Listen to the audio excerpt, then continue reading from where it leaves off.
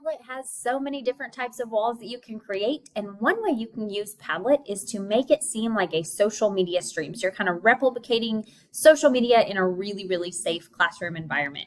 So you can see here, I have a stream. So the more that I would to post to this Padlet, whether it's just text, whether it is going in and adding a video, talking about something I learned, maybe it's just audio, maybe it's a picture, whatever it would be. So here I'll say audio.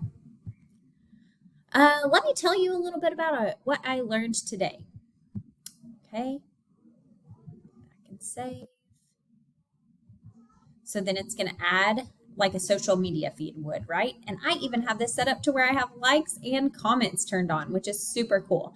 So let's show how we set up this Padlet from the beginning.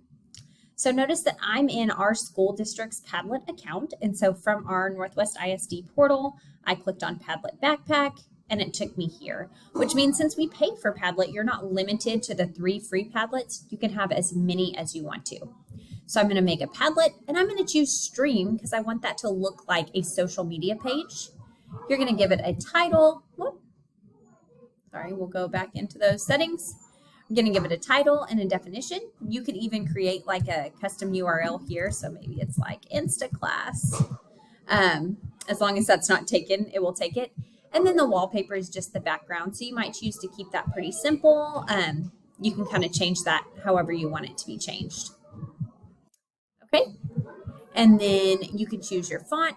Attribution means that you want the author to be displayed. I would suggest this so that student names are tied to their post and it's not anonymous. And then do you want them to appear first or last? I would say first would be very similar to social media where the latest one posted is on there first. Okay, so once I get this all set up, I'm going to go down and show comments. I can tune that on or off. So to look very much like an Instagram or something like that, I would turn it on. And then reactions, you've got some neat options here. Like is going to look very much like social media. You could also do like a 5-star rating if you're doing book reviews, anything like that. So I'm going to turn on those reactions and then I'm going to go ahead and click save. So that is how we set this up to look very social media like. And then notice that my link here, I could share that with students in Google Classroom so that if they all have the link, they can write on the post. The last thing that I will share is that there are some recommended Padlet share settings within our district. So if you just want students to be able to create their own post and only edit their post, you're going to go ahead and keep it secret from .org. So you don't necessarily need everybody in Northwest to see it. But if you do secret and can write, that gives students the option to write on their post. So let me find that one I was on. So I'm going to go to share, change privacy, and I'm going to change this to secret, meaning just people with the link, and I want them to be able to write. And that means that they can edit their own post, but they cannot edit others' posts.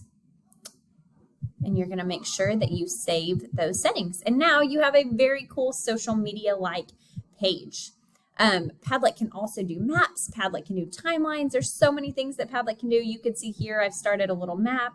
I can see different locations. So there are a lot of different Padlet options, but today's video showing how you can replicate social media with Padlet.